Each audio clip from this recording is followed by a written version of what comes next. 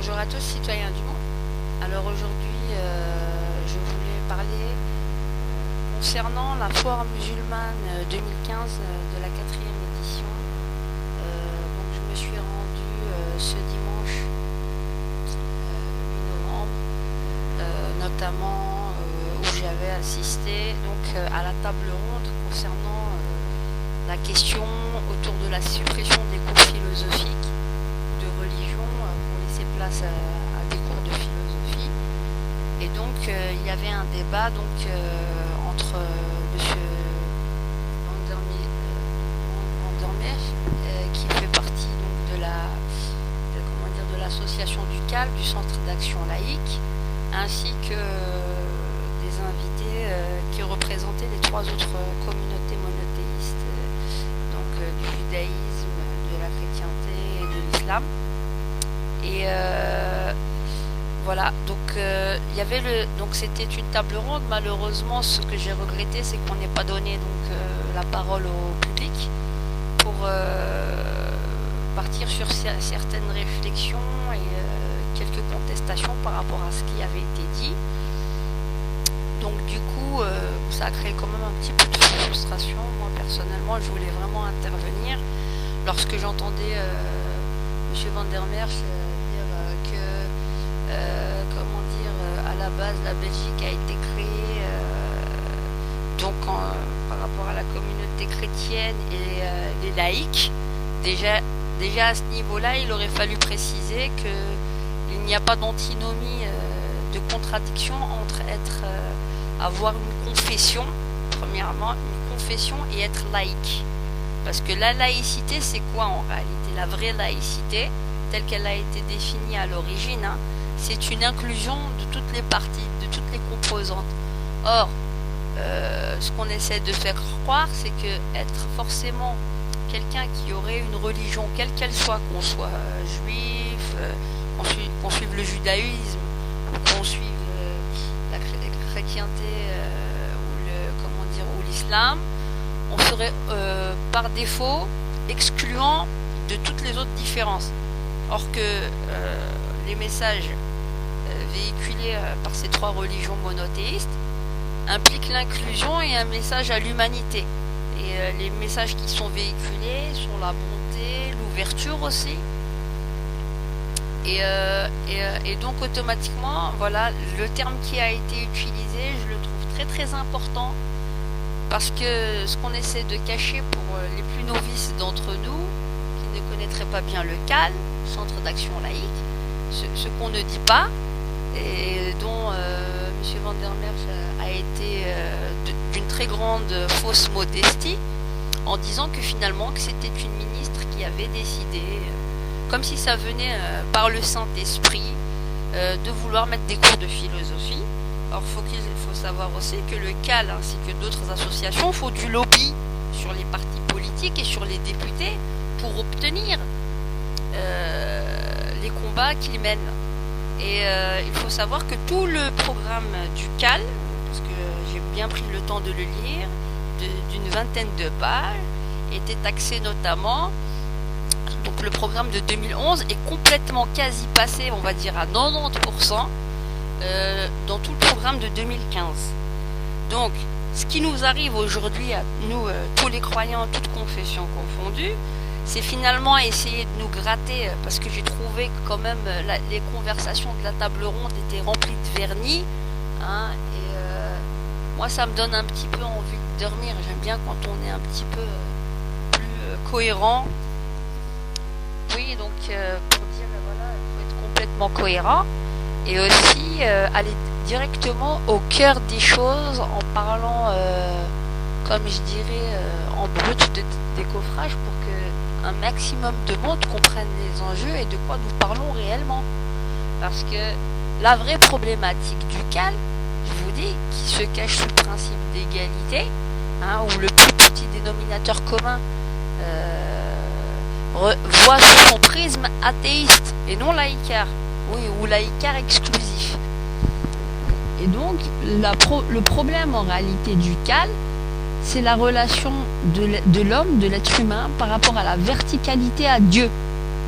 On n'a pas cherché à changer ou d'enlever 1 heure ou 50 minutes sur une autre matière, par exemple du sport, hein, ou sur quelque chose qu'on pourrait trouver entre guillemets d'accessoire, mais sur quelque chose donc par rapport à la foi qu'on trouve d'inutile.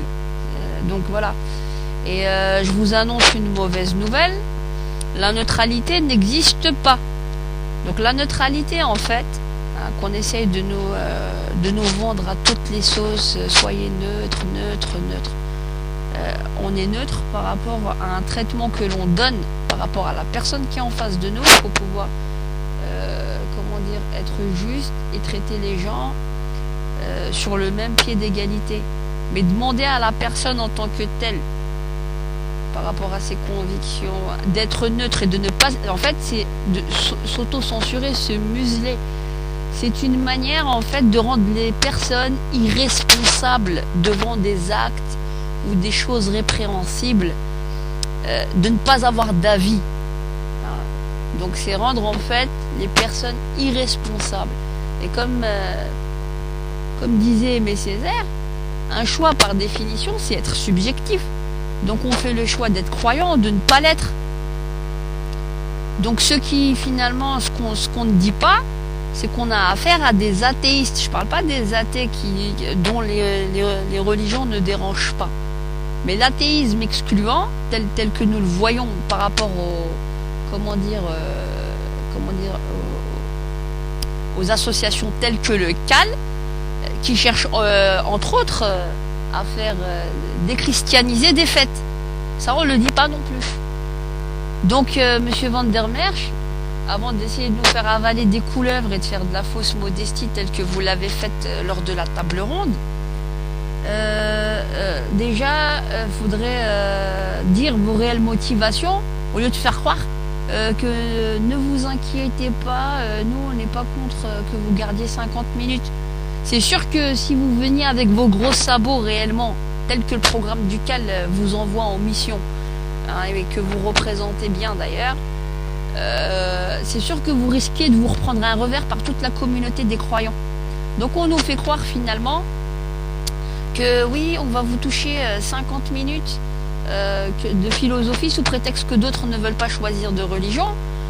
Et on fait abstraction que la religion en elle-même, quelle que soit la confession que nous sommes, d'où nous sommes issus ou d'où nous voulons être, ou que nous suivons, a sa propre philosophie, qui finalement, la philosophie musulmane, hein, la philosophie chrétienne, la philosophie judaïque se rejoignent.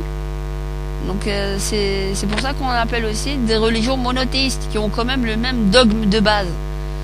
Or, ce qu'on essaie de nous faire croire, c'est que les futurs professeurs de philosophie, donc c'est ça, en réalité, ne doivent pas en réalité avoir de confession. En réalité, c'est ça, parce que j'imagine qu'un professeur de confession musulmane propre, au nom de au nom de la neutralité. Donc imaginez qu'un barbu, hein, moi je vais droit au but, hein, un musulman barbu qui vient de donner des cours de philosophie, hein, de citoyenneté, eh ben on chercherait quand même à le faire, à lui faire des problèmes, parce qu'il serait pas assez laïque ou assez neutre dans son enseignement. En réalité, c'est quoi? Les cours de philosophie qu'on essaie d'instaurer, c'est de mettre en place, en fait, des cours qui seront en réalité donnés que par des athéistes, des athées ou des agnostiques, hein, qui remettraient en question toutes les religions, hein, pour soi-disant élever l'esprit critique de l'enfant, mais en réalité ce serait plus pour l'embrouiller, pour lui dire que quelque part la religion que tu suis, franchement, c'est du n'importe quoi. C'est ça qu'on essaye de faire. Et on va devoir passer au scan tous les prétendants au poste pour montrer en réalité qu'ils n'ont rien de d'un quelconque croyant, toute confession confondue, et que comme ça on arrivera à une réelle neutralité. La neutralité n'existe pas, et être athée est aussi un choix. Et il n'y a pas de raison que le prisme du Cal ait prédominance sur toutes les autres confessions. Merci.